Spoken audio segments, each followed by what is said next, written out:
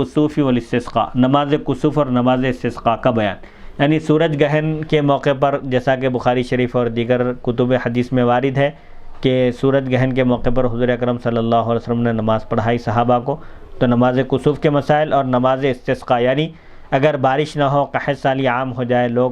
بارش نہ ہونے کی وجہ سے پریشان ہوں، تو ایسے موقع پر شریعت مطہرہ میں احکام ہے کہ نماز استسقاء کا اہتمام کیا جائے۔ احناف کے بعد نماز استسقاء صرف دعا ہے، اس میں کوئی نماز مسنون نہیں ہے، اللہ کی بارگاہ میں کسی کھلے میدان میں جا کر سب لوگ گڑ گڑا کر عاجزی و انکساری کے ساتھ، تضرع و زاری کے ساتھ اور توبہ کرتے ہوئے اللہ کی بارگاہ میں بارش کی دعا کریں، اس کا نام استسقاء ہے۔ دیگر ائمہ کے بعد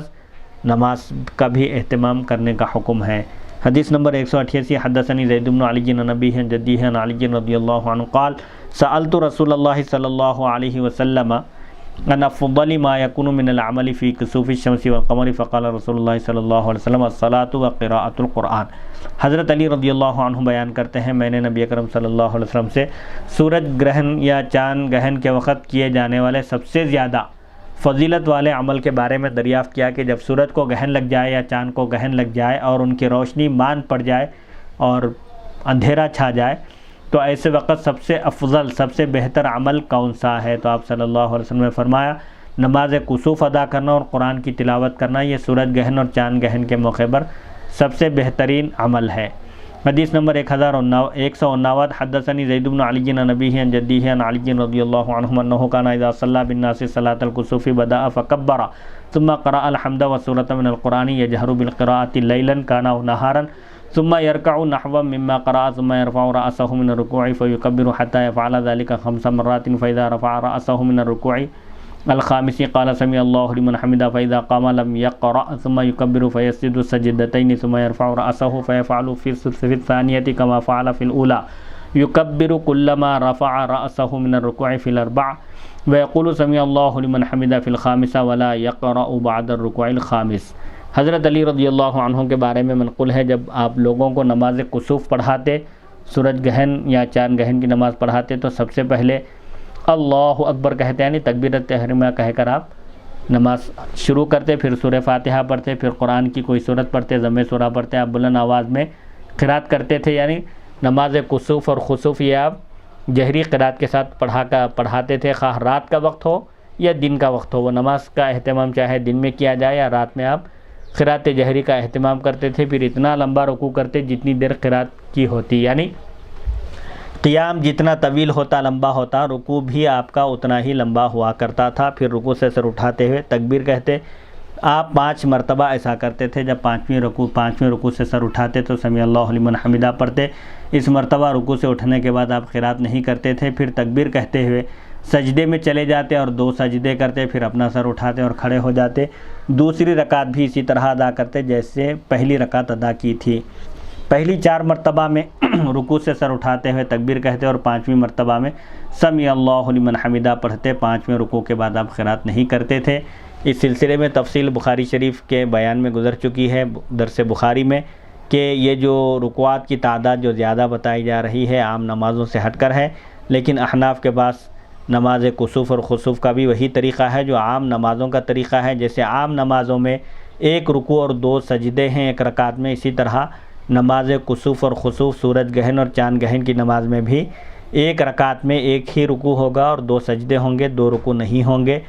بہرحال اس سلسلے میں تفصیلی بحث درس بخاری میں گزر چکی ہے۔ حدیث نمبر 190، حدثنی زید بن علی عن ابیہ عن جدیہ عن علی رضی اللہ عنہ انہ کان اذا صلی بالناس فی الاستسقاء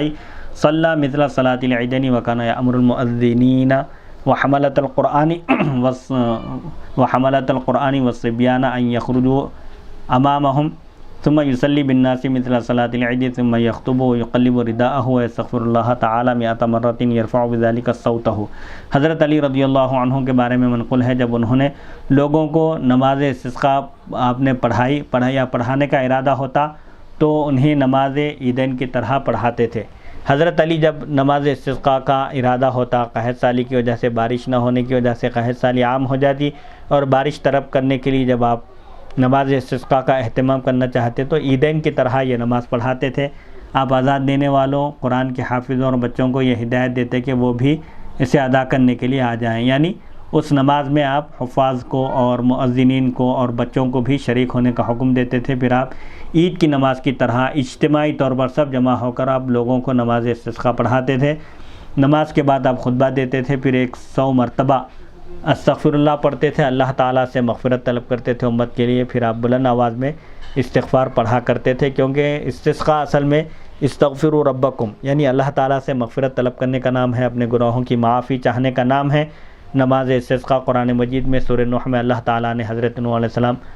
کی زبان سے فرمایا کہ استغفروا ربکم انہ کان غفارا یرسل السماء علیکم مدرارا، یعنی تم اپنے رب سے اپنے گناہوں کی مغفرت طلب کرو، یقیناً وہ گناہوں کو خوب معاف کرنے والا، بڑا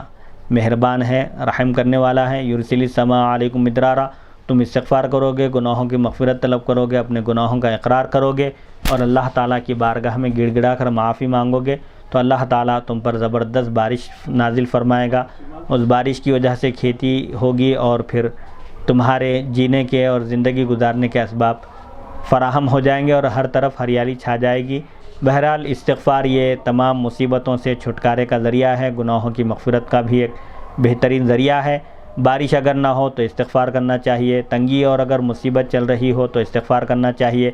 رزق میں اگر وسعت چاہیے، کشادگی چاہیے تو استغفار کرنا چاہیے۔ اسی طرح اگر کسی کو اولاد نہ ہو تو وہ بھی استغفار کا اہتمام کریں، کیونکہ قرآن مجید میں استغفار کے فوائد بتائے گئے کہ استغفار کی برکت سے بارش ہوگی۔ یرسل السماء علیکم مدرارا ویمددکم باموال وبنین ویجعل لکم جنات ویجعل لکم انہارا، اللہ تعالیٰ استغفار کی برکت سے تمہارے مال و دولت میں اضافہ فرمائے گا، برکت عطا کرے گا، اور جو بے اولاد ہیں انہیں اولاد عطا کرے گا اور انہیں باغات اور زمینات عطا کرے گا۔ بہرحال استغفار دینی اور دنیاوی ضرورتیں پورا ہونے کا ایک بہترین ذریعہ ہے۔ باب صلاۃ الخوف، نماز